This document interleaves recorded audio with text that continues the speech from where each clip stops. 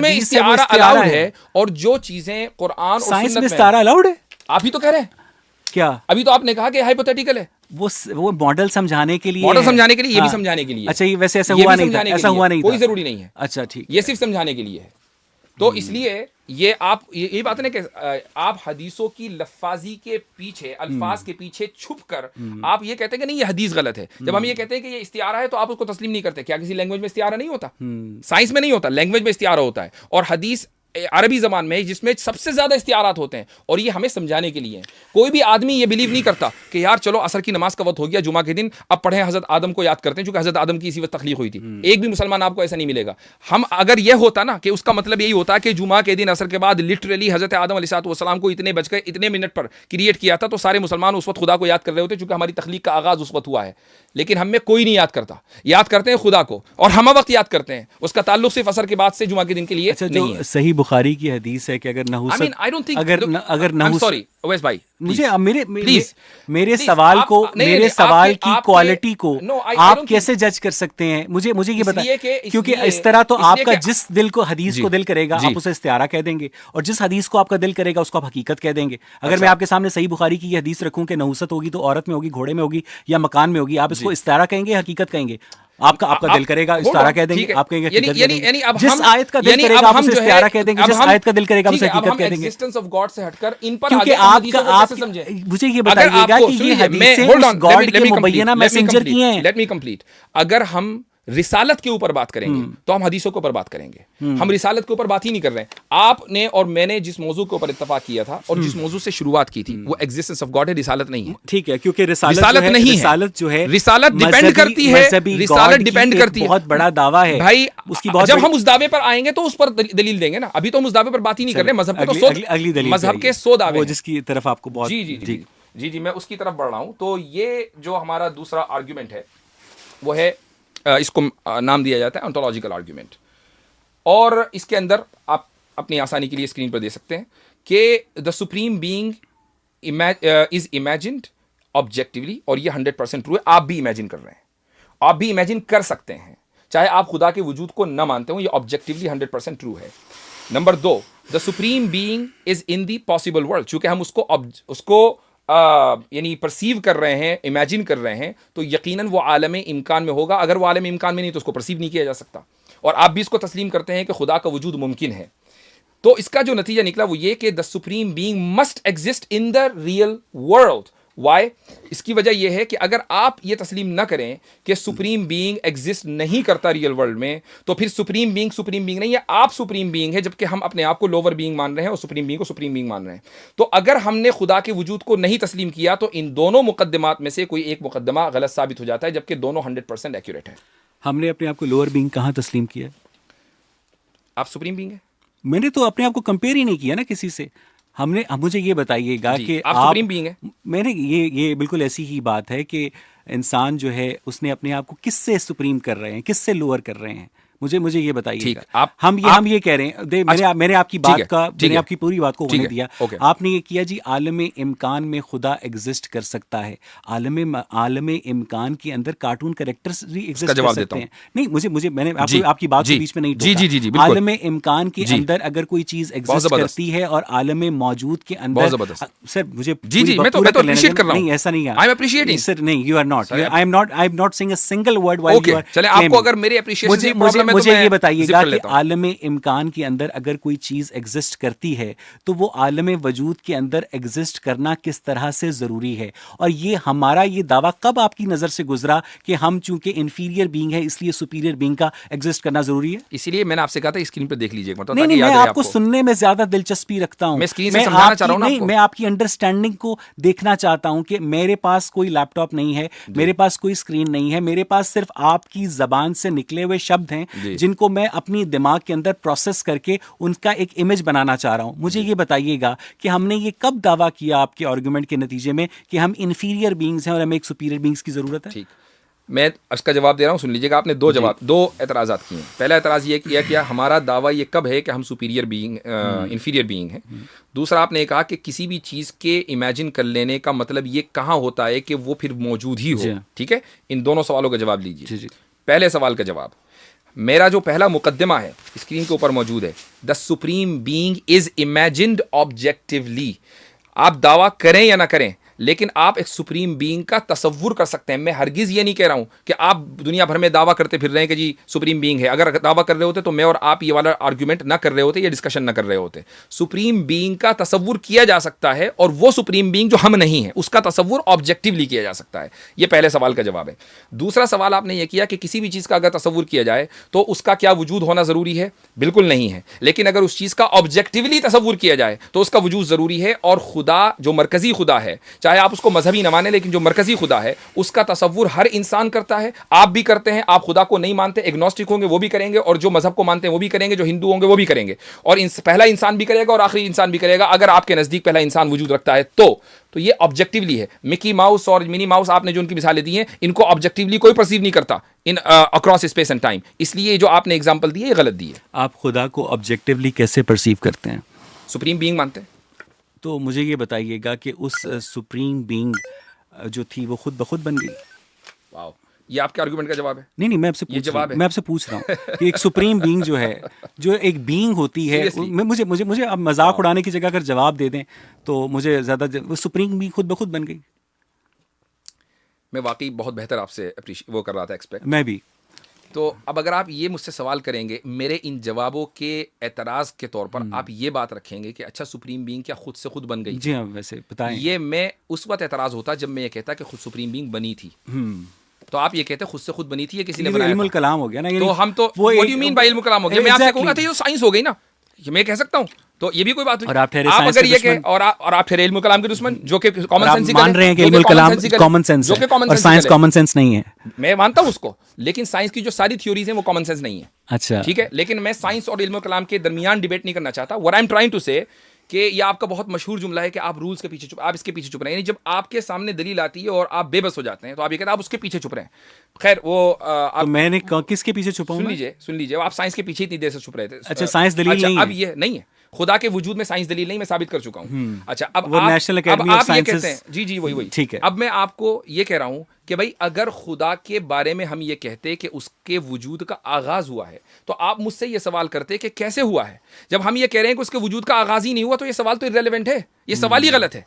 अच्छा, इसका मतलब ये है कि जो खुदा है आपकी अंडरस्टैंडिंग के मुताबिक वो हमेशा से था। इस दलील का जवाब है आपके पास? और हमेशा रहेगा। क्योंकि आपने मुझे यही नहीं समझाया ना कि जो सुपीरियर बीइंग है वो हमेशा से कैसे एग्जिस्ट कर सकती है, और आलम इम्कान के अंदर ऐसी कौन सी पॉसिबिलिटी है जिसके नतीजे में आपने ये इन्फर किया है कि क़यामत के बाद भी वो हमेशा एग्जिस्ट करती रहेगी। मुझे बताइए, मुझे बताइए कि जो सुपीरियर बीइंग है वो हमेशा से खुद ब खुद से कैसे एग्जिस्ट कर सकती है आपके तसव्वुर के मुताबिक? ठीक, थोड़ी देर के लिए मान लें कि उसने खुद से खुद वजूद नहीं हासिल किया, बल्कि किसी ने वजूद बख्शा उसको, थोड़ी देर के मान लेते हैं, तो फिर इन्फिनिट रिग्रेस है सर। एग्जैक्टली, हमारे पास तो यही आपके पास इस प्रॉब्लम का कोई हल नहीं है। ये आपके पास नहीं है, हमारे पास तो हल है। एग्जैक्टली, खुदा है। बिल्कुल है, इसलिए कि आपके नजदीक जिस खुदा के इनकार का जो पैमाना है वो साइंस है, और साइंस खुद कह रही है कि ये पैमाना नहीं है। आप उस पैमाने को इस्तेमाल कर रहे हैं जो पैमाना नहीं है, और हम उस पैमाने को इस्तेमाल कर रहे हैं जो पैमाना है। मेरे और आप में जमीन आसमान का फर्क है जो हम बात कर रहे हैं। नहीं, जमीन आसमान का फर्क इसलिए नहीं है कि आपने कहा था कि जो मादी वजूद होता है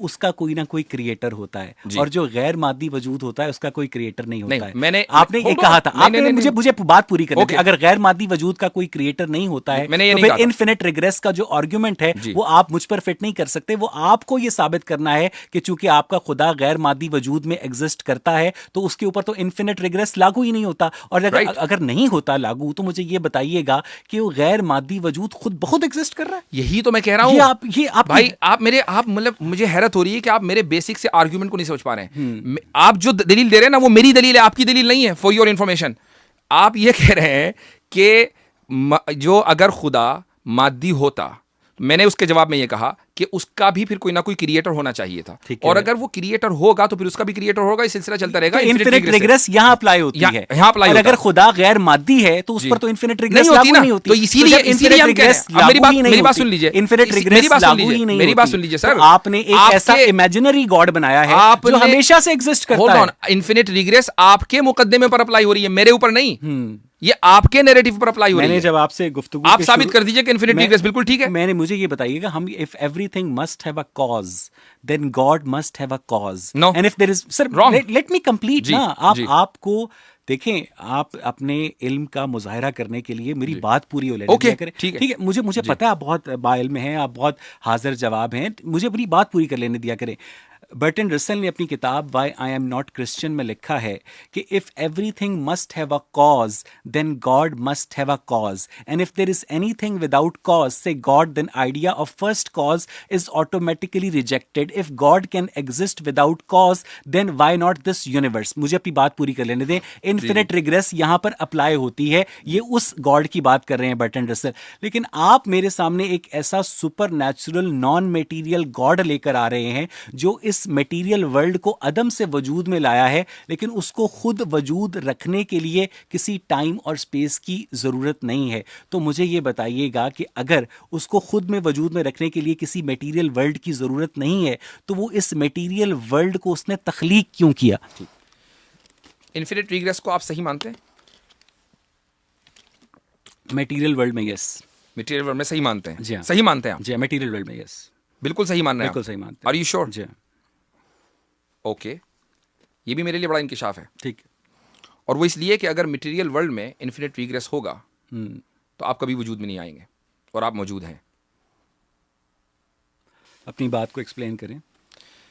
मैं अगर ऑनलाइन होते, खैर ऑनलाइन अभी भी हैं, लेकिन मेरी स्क्रीन पर अगर कुछ होगा तो मैं शायद वो वीडियो ना दिखा पाऊँ, लेकिन मैं कोशिश करूंगा कि जब मैं वीडियो लाइव है नहीं, अभी लाइव नहीं है, तो अगर यानी इंटरनेट होता तो मैं आपको एक वीडियो दिखाता, लेकिन मैं आपको मुख्तसर समझा देता हूँ, चूँकि आपने कहा एक्सप्लेन करें। काश के मेरा 10 साल का बेटा होता तो आपको एक्सप्लेन करता कि इतनी मामूली सी चीज़ें कि 10 साल के बच्चे हमारे यहाँ जानते हैं इस चीज़ को। डोमिनो इफेक्ट को आप अच्छी तरीके से जानते होंगे, डोमिनो इफेक्ट तो सुना ही होगा आपने। तो सर अगर आप इन्फिनिट डोमिनोज एक जगह रख लें तो जब वो इन्फिनिट होंगे तो चूँकि उसमें कोई फ़र्स नहीं होगा, जब आप उसको गिराएंगे एक डोमिनो फिर दूसरा, इसी को डोमिनो इफेक्ट कहते हैं, तो चूँकि उसमें कोई फ़र्स नहीं है जहाँ से उसका आगाज़ हुआ है तो कोई लास्ट भी नहीं हो सकता, इसी को कहते हैं डोमिनो इफेक्ट।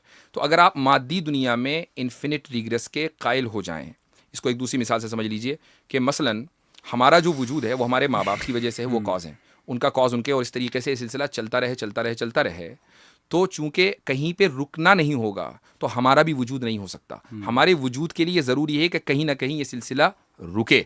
तो जब असल में आपने बड़ी ही प्यारी एग्जांपल दी है कि जो डोमिनो इफेक्ट के अंदर तमाम जो ब्लॉक्स होते हैं ना, वो इक्वल डायमेंशन के होते हैं, ठीक है, और जो उसमें से जो फर्स्ट मूवर होता है वो भी उसी डायमेंशन का होता है जिसके बकिया ब्लॉक्स उस डायमेंशन के होते हैं। तो आप अपने आर्ग्यूमेंट के ज़रिए मुझे ये बताने की कोशिश कर रहे हैं कि अवैस और खुदा के जो डायमेंशंस हैं वो बराबर हैं, इसलिए वो फर्स्ट कॉज के तौर पर एग्जिस्ट करता है। अगर आपका तो ये मुकदमा ही नहीं है कि इन्फिनिट रिग्रेस तो आपके खुदा पर लागू ही नहीं होती है। जब आपके खुदा के ऊपर इन्फिनिट रिग्रेस लागू नहीं होती है तो आपके खुदा की जो मौजूदगी है, जो कि एक गैर मादी वजूद है, जब मैंने आपसे ये पूछा गुफ्तगू में कि एक गैर मादी वजूद मादे को कैसे ज़हूर में लेकर आता है, तो आपने कहा कि उसके हुक्म से सब कुछ होता है, जो कि एक बहुत ही बच्चों वाली एक्सप्लेनेशन है कि अगर ये सब कुछ उसके हुक्म से होता है, जब हम ये पूछते हैं कैसे होता है तो आप उसको बताने से गुरेज करते हैं। तो इन्फिनिट रिग्रेस की जो एप्लीकेशन है वो सिर्फ और सिर्फ खुदा के उस मादी वजूद के ऊपर अप्लाई हो सकती है, जो कि मैंने बर्टन रसल के कोर्ट में कहा था। आपके नज़दीक वाजदी साहब जो खुदा है वो गैर मादी है, तो उसके ऊपर हम इन्फिनिट रिग्रेस लागू ही नहीं कर सकते हैं। वो आपके जहन का बनाया हुआ एक फर्जी करैक्टर है जिसके ज़रिए आप दावा कर रहे हैं कि इस दुनिया के अंदर जितने फिजिकल मज़ाहिर हैं वो वजूद में आते हैं। जब हम आपसे पूछते हैं वो कैसे वजूद में आते हैं तो आप उसे बताने से गुरेज करते हैं। वाजिद साहब, आपकी बात मैंने तसल्ली से सुनी और आपने ये बात कही इन्फिनिट रिग्रेस के ताल्लुक से और डोमिनो इफेक्ट की जो मैंने एग्जांपल दी थी उसके ताल्लुक से कि चूंकि सबका डायमेंशन एक है, सब एक ही डायमेंशन में एग्जिस्ट करते हैं। गलत कहा था? नहीं, मैं पूछ रहा हूँ तो क्या वहां पर इन्फिनिट रिग्रेस जो है वो लागू नहीं हो सकता? राइट, कहां पर? अगर एक ही डायमेंशन में सारे डोमिनो एग्जिस्ट करें तो वहां पर इन्फिनिट रिग्रेस जो है वो सही नहीं होगा। जी हाँ, बिल्कुल। अब ये आपने थोड़ा सा अपने तसव्वुर के अंदर मॉडिफिकेशन की है, जो कि पहले आपने कहा नहीं मादी वजूद के अंदर हम इन्फिनिट रिग्रेस के कायल हैं। अब जब मैंने एक मिसाल मादी वजूद की दे दी तो आपने फौरन थोड़ा सा उसके अंदर मॉडिफिकेशन किया। मैंने ये मॉडिफिकेशन मैं अपनी बात कर लेता हूं मॉडिफिकेशन सर, मैं अपनी बात मुकम्मल कर लेता हूं। कॉज है सर, वो खुदा नहीं है। जो लॉ आप मेरे ऊपर अप्लाई करना चाहते हैं वो अपने ऊपर भी कर लें। जी जी। तो अब ये है कि आपने जो दावा किया कि मादी दुनिया में इन्फिनिट रिग्रेस दुरुस्त है, ठीक है। अब मैं उसकी एक और मिसाल दे देता हूँ। वो मिसाल ये है, और वो ये कि अगर आप बल्कि सवाल है मेरा, मिसाल, क्या आप मल्टीवर्स थ्योरी से किसी 0.1% मुत्तफिक हैं? हमारे पास मल्टीवर्सेस की मौजूदगी का कोई सबूत नहीं है। मुत्तफिक नहीं है आप? नहीं, हमारे पास मौजूदगी का सबूत नहीं। ओके, ठीक है, सही है, कोई बात नहीं। अच्छा, क्या आप इस बात से मुत्तफिक हैं कि मादा खुद को वजूद बख्श सकता है? नहीं। तो फिर हम यहाँ क्या कर रहे हैं, कैसे आए? इसलिए कि हमें पता नहीं है। मैंने आपको यही बताया कि जब मैं कहता हूँ कि हमें नहीं पता है, जब साइंस है वो हाउ को एक्सप्लेन करती है। हाउ को? जी हाँ। तो how did we come here? Exactly, मुझे ये बताया, how did we come here? No, I am asking you. हमें नहीं पता। आपने क्यों नहीं पता सर? आपने दावा किया ना। आपको तो ये पता है कि 13 बिलियन साल पहले एक बिग बैंग हुआ था, आपको पता है? और आपको लगता नहीं हुआ? ये पता है? नहीं हुआ, हमने उसका इनकार नहीं कर रहे, लेकिन ये आपने बताया हमें, तो ठीक है, हमने आपकी मालूमात को ले लिया, क्योंकि हमने साइंस में पीएचडी नहीं की, आपने की, तो आपने जो है वो एवोल्यूशन को नहीं लिया, तो आपने हमें ये बात बताई, हमने वो ले लिया, ठीक है। अब हमें ये बताएं कि भाई हम फिर मादा अपने आप को वजूद कैसे बख्शता है, कैसे अपने आप को कैसे एग्जिस्ट करता है खुद ब खुद? मुझे ये बताइए। मुझे बता दीजिए। मुझे साइंस के पास इस वाई का जवाब नहीं है, ठीक है। साइंस के पास 10⁻⁻43 प्लांक सेकंड, जिसको हम प्लांक टाइम कहते हैं। हम ये आपको ये मैं बता सकता हूँ कि जितनी भी गैलेक्सीज हैं वो 70,000 किलोमीटर पर सेकंड के रेट से एक दूसरे से अवे जा रही हैं। और जब हमने इस फिल्म को रिवाइंड किया तो वो 13 अरब 80 करोड़ साल बनते हैं, जिसके नतीजे में साइंटिस्ट और एस्ट्रोनॉमर्स ये कहते हैं कि हम एक नुक्ते के ऊपर मौजूद थे और उसके अंदर एक्सप्लोजन हुआ और उसके बाद ये टाइम और स्पेस जो वजूद में आए हैं। आप ये कहते हैं कि उस एक्सप्लोजन से पहले एक फर्जी खुदा था जिसने इस एक्सप्लोजन का बाइस बना। क्या बाइस बना? मुझे तो ये पता। चलिए, खुदा नहीं था, क्या बाइस बना? सर हमें नहीं पता। मैं वाजदी साहब आपसे ऑनेस्टली हम कोई साइंटिस्ट ये नहीं कहता कि हमें बिग बैंग के कॉज का पता है। हमें बिग बैंग के कॉज का नहीं पता। यानी दावा करते हैं बिग बैंग का, लेकिन नहीं पता कि कैसे हुआ। हमें ये नहीं पता। तो जब हम ये कहें कि आदम मौजूद थे तो, और ये कहें कि हमें नहीं पता कैसे पता, तो हमारे ऊपर एतराज हो जाता है। आपके ऊपर एतराज आपके डबल स्टैंडर्ड, क्योंकि साइंस ह्यूमन है और साइंस ह्यूमन है, और जो आपका जो रिलीजन है वो आपकी बकौल डिवाइनली गाइडेड है। जब आपको नहीं पता और हमें भी नहीं पता, तो इसका मतलब यह है कि आप और मैं बराबर हैं, ठीक है। जो डिवाइन गाइडेंस है और जो ह्यूमन गाइडेंस है वो बराबर है। आपके पास तो डिवाइन गाइडेंस है, आपको तो पता होना चाहिए कि आप जो आदम जो है कैसे पैदा हुए। हमारे पास तो कोई डिवाइन गाइडेंस नहीं है, इसलिए कि आपके पास है ही नहीं। इसका ताल्लुक अपने ज़हन में बातें घड़ी हैं। डिवाइन गाइडेंस का मतलब क्या होता है? कि आपको ऊपर से कोई बंदा आपके साथ गपशप कर रहा है, ठीक है, इसके आगे बस। क्यों कर रहा हो? कोई नहीं कर रहा है। नहीं, मैं कह रहा हूं, मान लीजिए ना, थोड़ी देर फर्ज कर लीजिए ना, फर्ज करने में तो कुछ नहीं है, फर्ज तो आपने बहुत सारी चीजें कर रखी हैं, तो ये फर्ज कर लीजिए कि डिवाइन गाइडेंस है, क्या मतलब है इसका? कि ऊपर से कोई खुदा जो है इंसानों से कलाम करता है। क्यों कर रहा है ये आप बताएं ना, क्योंकि हमारे नजदीक तो कर ही नहीं रहा। ओहो, मैं फर्ज की बात कर रहा हूं सर, फर्ज कर लीजिए, इसलिए कर रहा है, कुछ तो कहिए। मैं फर्ज तब करूं जब मेरे नजदीक खुदा जो है इंसानों से कलाम कर रहा हो। वो खुदा आपके वहम की जो है पैदावार है। ठीक है, आप हमारे वर्ल्ड व्यू के एतबार से बता दीजिए ना कि वो यूं कर रहा है। मुझे आपके वर्ल्ड व्यू की अगर समझ होती तो मैं यहाँ आपसे डिबेट क्यों कर रहा होता? मुझे ये बताइए कि चूंकि तो आपको वाकई इतना नहीं पता, आप इतने नाइव हैं। होल्ड ऑन, आपके वर्ल्ड व्यू के मुताबिक खुदा जो है इंसानों से गुफ्तगू कर रहा है, क्यों कर रहा है? अगर अब मैं बताऊं, आप कबूल कर लेंगे? मैं कबूल नहीं, मैं सवाल करूंगा ना। अच्छा, ठीक है। तो खुदा ने हमसे या इंसान से जो बिलवास्ता गुफ्तगू की है, अंबिया और रसूलों के वास्ते से, वो इसलिए गुफ्तगू की है, और मैं बता रहा हूँ कि डिवाइन गाइडेंस किसको बोलते हैं, वो इसलिए गुफ्तगू की है ताकि इस दुनिया के अंदर एक इंसान अच्छा इंसान कैसे बने, नंबर 1, नंबर 2 उसकी आखिरत में वो कामयाब कैसे हो। ये 2 चीज़ें हैं बस। इस दुनिया की भलाई और आखिरत की भलाई, इसी को बोलते हैं सआदत फिद्दारैन। ये डिवाइन गाइडेंस का इससे ताल्लुक़ है। जिस चीज़ का ताल्लुक़ इससे नहीं है वो डिवाइन गाइडेंस नहीं है। तो आदम अलैहिस्सलातु वस्सलाम की तख्लीक का प्रोसेस क्या है, इसका ताल्लुक़ ना हमारी इस दुनिया की भलाई से है ना उखरवी भलाई से। लिहाजा आप ये नहीं कह सकते कि चूंकि आपके पास गाइडेंस है लिहाजा आपको इसका इल्म होना चाहिए था।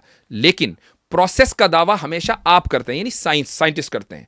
अगर आप उस प्रोसेस को मुझे नहीं समझा पा रहे हैं कि एक चीज़ ने अपने आप को कैसे कॉज कर लिया, तो फिर आप अपने इस दावे को वापस ले लें कि नहीं, हम भी प्रोसेस का दावा नहीं कर सकते। आप मुझसे ये मुतालबा करते हैं, आपका खुदा जो है मुबैना खुदा मुझसे ये मुतालबा करता है कि मेरे कहने के मुताबिक तुम अच्छे और बुरे की तमीज़ करो, मेरे कहने के मुताबिक तुम इस ज़िंदगी के अंदर अपना टाइम गुजारो, तो हम उससे ये मुतालबा नहीं कर सकते हैं कि तूने हमें कैसे तख्लीक किया। जब हम उससे ये वो अपनी अपनी सारी बातें मनवाने को तैयार है, लेकिन जब हम उनसे कोई मुतालबा करते हैं तो वो जनाब कहता है कि इसका तुम्हारी भलाई से कोई ताल्लुक नहीं। खुदा है ना वो। एग्जैक्टली, वो मेरा आपका दोस्त नहीं है भाई। मुझे ये बताइएगा कि आप अल्लाह ताला के यानी आप अपने दोस्त से आप अपने दोस्त से मुतालबा करें। अल्लाह ताला के तर्जुमान हैं, आपको इतना तो पता है।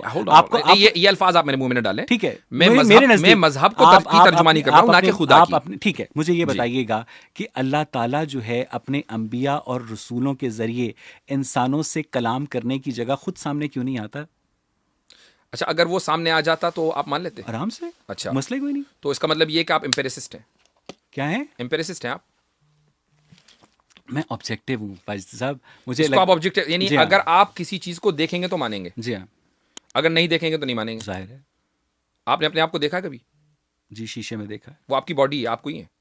अच्छा, मुझ में और मेरी बॉडी में क्या फ़र्क है? फ़र्क ये है कि आपका जो मुशाहिदा ज़ात है, जो आपका इनर सेल्फ है, वो बता दीजिए आपने शीशे में देखा हो। हम भी देख लें भाई अपना इनर सेल्फ, हम भी कुछ दिखाएं, हमें भी पता चले, कोई टेक्निक बताइए। इनर सेल्फ से क्या मुराद है आपकी? वही जो दलील इल्जामी थी ना, वही मुराद है। अब आप मुझे बताइए। मुझे ये बताइएगा कि अल्लाह ताला को वो इनर सेल्फ, मैं बताता हूँ क्या मुराद है। आपने पूछा मुझसे, आपने मुझसे पूछा ना, अब मैं बता देता हूँ इनर सेल्फ क्या है। मुझे अपनी बात पूरी कर लेने दें। सर, आपने सवाल किया, उसका जवाब तो दे दूं। ठीक है, इनर सेल्फ क्या है? आपने इनर सेल्फ के बारे में सवाल किया। इनर सेल्फ वो चीज़ है कि जो खुश होती है, जो गमगीन होती है, वो इनर सेल्फ के जिसके ऊपर जो है यानी कभी गुस्सा तारी होता है, जो जेलस होती है, ये जो बॉडी है ये उस इनर सेल्फ का मजहर है। आप गुस्से का इजहार अपनी बॉडी के जरिए करते हैं, लेकिन गुस्से का जो सुदूर है वो आपके इनर सेल्फ से हो रहा है। तो अब अगर आप ये कहें कि नहीं मेरे अंदर तो ना गुस्सा होता ना मैं कभी खुशी होता, तो ठीक है, नो प्रॉब्लम। लेकिन अगर आपके यहाँ ये सारी चीजें मौजूद हैं तो आप अपने इनर सेल्फ को के एग्जिस्टेंस को मानते हैं, और ये कॉमन सेंस की बात है। खुद सामने क्यों नहीं आता? तो आप इनर सेल्फ को खुद सामने क्यों नहीं आता? तो मैं वही तो कह रहा हूँ, उसी का जवाब दे रहा हूँ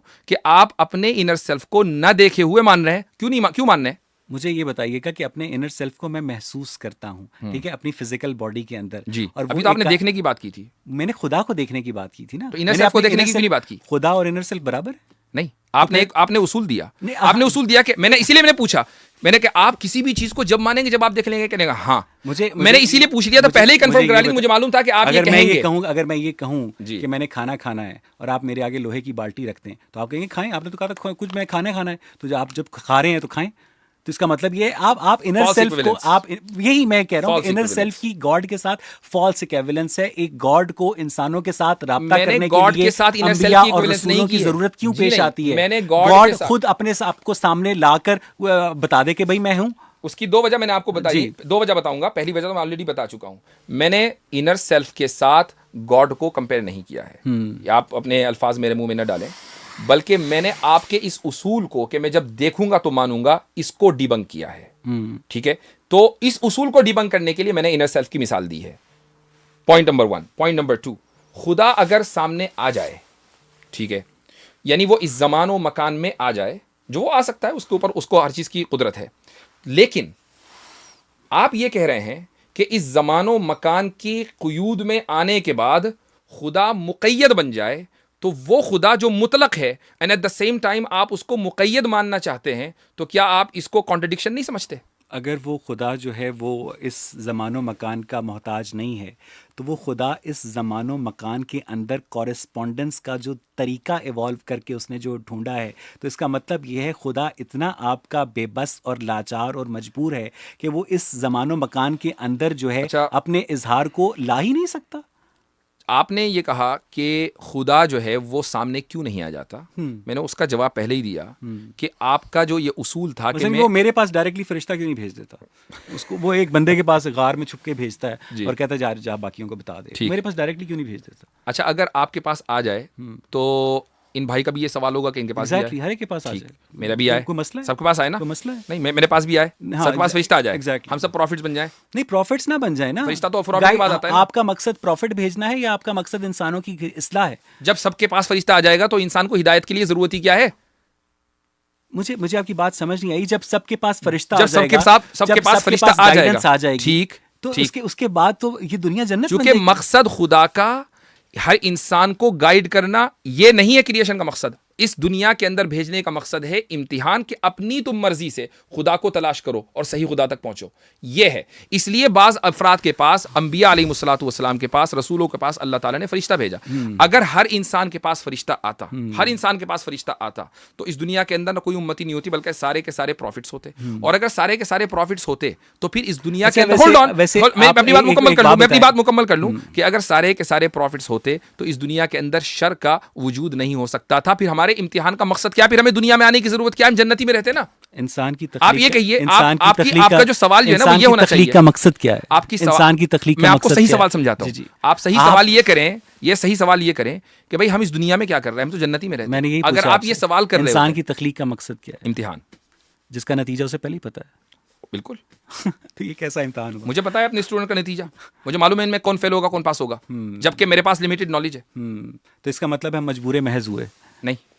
अच्छा, हम कादिर हुए। बिल्कुल, जिसका नतीजा उसे पहले पता है। जी, ठीक है, चलें। अब मैं समझाता हूँ आपको। मुझे ख्याल है कि आज की गुफ्तगू जो समझना चाहेंगे इस चीज़ को, मसला तकदीर पर दोबारा कर लेंगे। चले ठीक है, चले ठीक है, इसी नोट के ऊपर जो है हम तो हाजरीन और नाजरीन, बहुत बहुत शुक्रिया। डिबेट थोड़ा लंबी हुई, गालिबन 2 घंटे से कुछ ज़ायद चली, और मैं शुक्रगुजार हूँ उवैस इकबाल साहब का कि वो यहाँ इतनी दूर ज़हमत करके पहुँचे। और हमारा जो मकसद था, खुसूसन मेरा और उवैस इकबाल साहब इसमें अगर इजाफा करना चाहें, जहाँ तक मैं समझता हूँ उवैस भाई का भी, कि भाई खुदा के वजूद के साथ उनके मुताल्लिक़ जो दलाइल हैं वो लोगों के सामने भी आ जाएं और हमारे सामने भी, और उसके ऊपर जो क्रिटिसिज्म है वो क्रिटिसिज्म हो जाए। तो क्रिटिसिज्म उवैस इकबाल साहब की तरफ से आया और मैंने अपनी तरफ से उसके जवाब देने की कोशिश की। बाकी आप लोग जज करेंगे कि भाई किसके क्रिटिसिज्म में कितनी जान है, और ये जान है कि नहीं है। ये बहुत मुश्किल होता है, बल्कि न ही हम इस बात के मुकल्लफ़ हैं कि हम किसी शख्स से एक मरतबा गुफ्तगू करके उसके मुकम्मल वर्ल्ड व्यू को, कि जो 20 साल से वो लिए बैठा है, 30 साल से लिए बैठा है, उसको बदल दें। हाँ, हमारी नीयत ये ज़रूर होती है कि हम जो बात कर रहे हैं खुदा उसके अंदर हिदायत का उनसुर रखे और सामने वाला हिदायत पर आ जाए, और इसमें हमारी अपनी कोई दुनियावी गरज नहीं है, बल्कि इसमें हमारी उखरवी गरज है, और वो आखिरत के जिसको मुल्हिद नहीं मानता। और वो गरज ये है कि अगर हम ये तसव्वुर करते हैं और ये तस्लीम करते हैं, ईमान रखते हैं कि इस मरने के बाद हमें जन्नत में जाना है, तो हम ये चाहेंगे कि हमारा हर जानने वाला, हमारा भाई, हमारी बहन, सारे के सारे हमारे साथ जन्नत में मौजूद हो। हमारी सिर्फ ये गरज होती है, इसके अलावा कोई दूसरी गरज नहीं है। मुझे उम्मीद है कि इस डिबेट से आप लोगों को बहुत कुछ सीखने का मौका मिला होगा। जज़ाकुमुल्लाह खैरन। अस्सलामु अलैकुम वरहमतुल्लाहि वबरकातुहू।